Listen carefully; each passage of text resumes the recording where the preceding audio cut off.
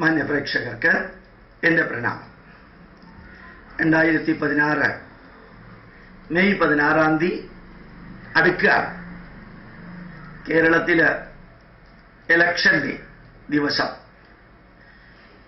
കേരളമുണ്ടായതിനു ശേഷം രണ്ട് വിഭാഗക്കാരാണ് കേരളം ഭരിച്ചിരുന്നത്.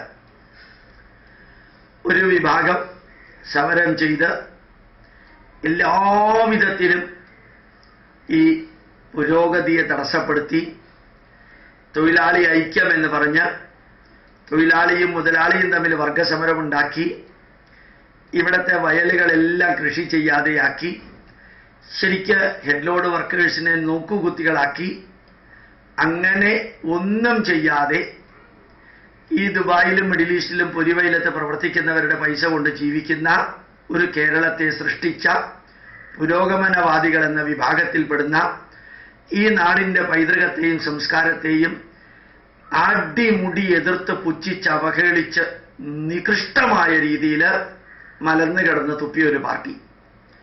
മറ്റൊന്ന് ക്രിസ്ത്യൻ വർഗീയത, ക്രിസ്ത്യാനികൾക്ക് വേണ്ടി മുസ്ലിങ്ങൾക്ക് വേണ്ടി മാത്രം പ്രവർത്തിച്ച് ഹൈന്ദവ ജനതയുടെ സ്വത്തായിട്ടുള്ള ക്ഷേത്രങ്ങൾ പോലും മറ്റ് ഡിപ്പാർട്ട്മെന്റുകൾക്ക് സാലറി കൊടുക്കാനായിട്ട് അവിടുത്തെ സ്വത്ത് ഉപയോഗിച്ച് ഈ ഹൈന്ദവ ജനത എന്ന് പറയുന്ന ഒരെണ്ണത്തിനെ ഇല്ലാതെയാക്കി പാവപ്പെട്ട ഹിന്ദുക്കളെ നിർത്തി പണക്കാരായ മുസ്ലിം പെൺകുട്ടികൾക്ക് എല്ലാ സൗകര്യങ്ങളും മുസ്ലിങ്ങൾക്ക് എല്ലാ റിസർവേഷനും കൊടുത്ത് വിദ്യാഭ്യാസ സ്ഥാപനവും ഈ ക്രിസ്ത്യാനികൾ കേരള കോൺഗ്രസും മുസ്ലിങ്ങളും മുസ്ലിം ലീഗും അവർ വർഗീയമല്ലെന്നും ഹിന്ദു എന്ന് പേരിട്ടാൽ വർഗീയമാണെന്നും പറഞ്ഞ് ഈ മുസ്ലിങ്ങളെയും ക്രിസ്ത്യാനികളെയും കൂട്ടുപിടിച്ച് കേരളത്തെ ഈ ഗതിയിലെത്തിച്ച രണ്ടാമത്തെ ഒരു വിഭാഗം.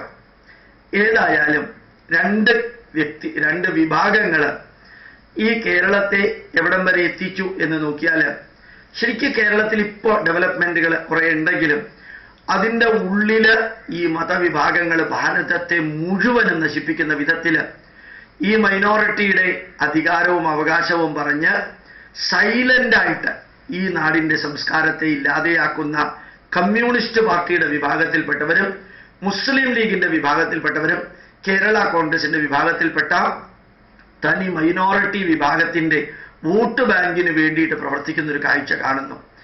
ഇന്ന് ഈ മാസം 1 മെയ് മാസം 1-ാം തീയതിയാണ്. ഇനി മുമ്പിൽ 16 ദിവസമുണ്ട്.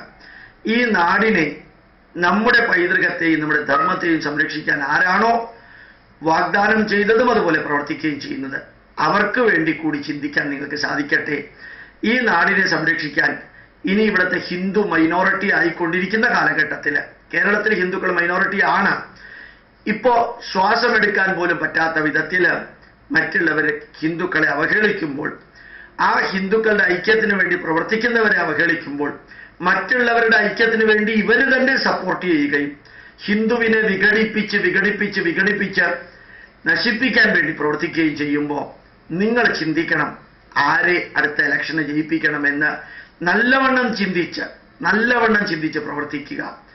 ഇനി നമുക്ക് ഒരു ഇലക്ഷന് ഒരു 5 വർഷം കാത്തിരിക്കേണ്ടി വരും. ആ 5 വർഷത്തിനുള്ളിൽ ഈ 5 വർഷം ഭരിക്കാനായിട്ട് നമ്മൾ ആരെയാണോ ഏൽപ്പിക്കുന്നത് അവർ ചെയ്തു കൂട്ടിയത് തന്നെയാണ് ഇനിയും ചെയ്യാൻ പോകുന്നത്.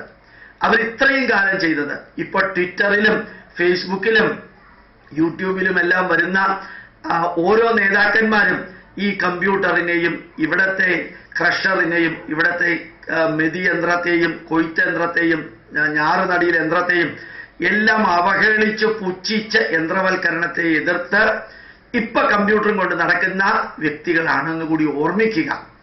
ഇതിന്റെ പുരോഗമനത്തെ എതിർത്ത് നശിപ്പിച്ച് സ്വന്തം മക്കളെ കോർപ്പറേറ്റ് മാനേജ്മെന്റിൽ ജോലിക്കാക്കിയിട്ട് ഇവിടുത്തെ കോർപ്പറേറ്റ് മാനേജ്മെന്റിന് എതിരെ സമരം ചെയ്യുന്നവരാണെന്നും കാല് പിടിക്കുന്നത് വരെ വിഴിഞ്ഞം തുറമുഖത്തെ എതിർത്ത മഹാനുഭാവനാണ്.